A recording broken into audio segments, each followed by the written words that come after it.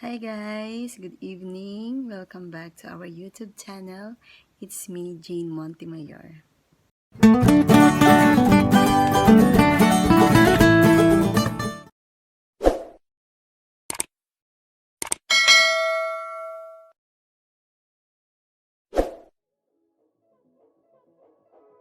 So for today's video guys is eto, kakaligo ko lang. Ipapakita ko lang sa inyo, isi-share ko lamang po yung dalawang products na ginagamit ko, yung aking skincare night routine. At nakikita nyo naman, wala pa po akong nilagay sa aking mukha. Ayan, halata pa po yung aking mga pimples. Nakikita nyo guys? Nakikita nyo po ba? Ayan. So, without further ado, just keep on watching. At kung bago ka pa lamang po sa aking YouTube channel, ay wag na wag mo pong kalimutang mag-subscribe at i-click ang notification bell para every time na may i-upload po akong bagong videos is magiging updated po kayo at manonotify po kayo kaagad.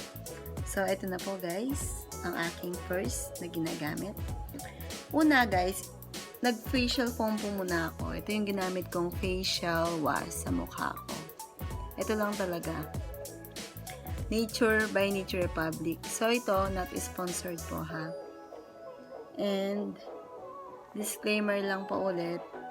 Itong pong mga products na ipapakita ko sa inyo, eh hindi naman po ibig sabihin na nag-work siya sa akin, nagustuhan ko yung result niya, is mag-work din po siya sa inyo dahil hindi po tayo pare-parehas ng skin type.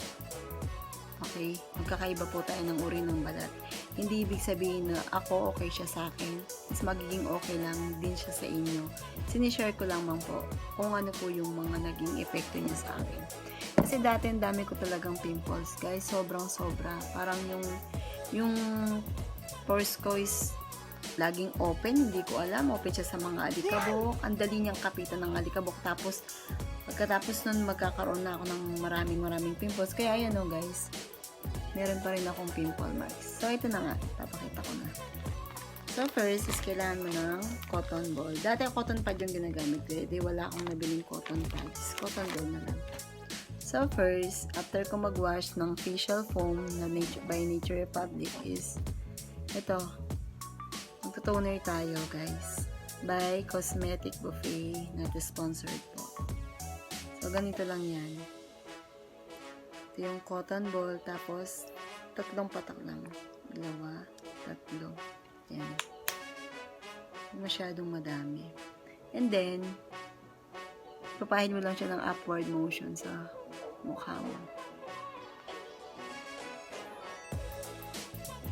Yung ano lang, banayad lang yung pagkakaano guys. Hindi mo masyadong dinidiinan. Lalo na kung sensitive yung mukha ninyo. At kapag ka napahiram mo na yung dito, tsaka dyan, yung buong face mo, huwag nang paulit-ulit guys. Yung sobra dito naman sa leeg. Ayan. Ayan. Nakikita nyo? Ang dumi. Kahit na na-wash ko na yung face ko using facial foam, ang dumi pa rin. Ayan. And then, siguro patuyuin lang natin siya ng yung ma-absorb lang yun at least kahit mga 30 seconds lang or 1 minute, depende sa inyo. Ayan. Tapos, pagkatapos nyan, ipapakita ko na sa inyo yung aking ginagamit na pinaka-moisturizer ko na rin. Kasi, importante kasi guys na gumagamit tayo ng moisturizer sa face natin, lalo na sa gabi. Kasi, para alam nyo yun, yung iwas dry sa balat natin, sa mukha natin. So, ito naman guys, ang aking paboritong ginagamit na moisturizer by Nature Republic, yung Soothing and Moisture Aloe Vera 92% Soothing Gel. Ito siya. Ito na yung parang 2-in-1 na siya eh. Pinaka-moisturizer ko, tapos parang facial mask ko na rin siya. Kasi ito, binababad ko talaga to ng overnight talaga bago ko siya banlawan. So ayan guys, medyo tuyo na siya. And continue na tayo sa ating soothing gel. Ayan. Ang bango niya guys. Talagang gustong-gusto ko yung amoy nito. Parang ano siya, yung literal na aloe vera gel lang siya na parang binigyan lang siya ng konting, parang amoy cologne, gano'n. Ganun yung amoy niya. Ayan, guys. And then, papayad na natin.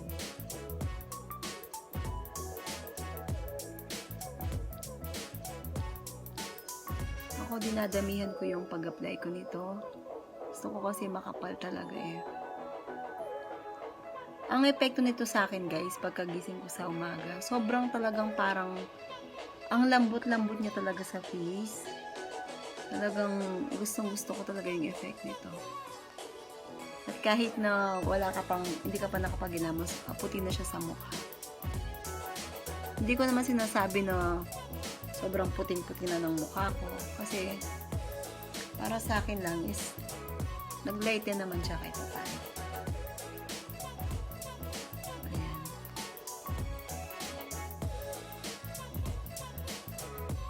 Ayan, guys. So, kinakapalag talaga yung pagbilagay ko.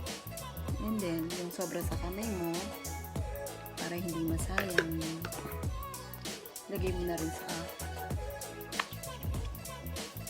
balat mo sa kamay mo. Para hindi masayang, diba? At least walang tapon.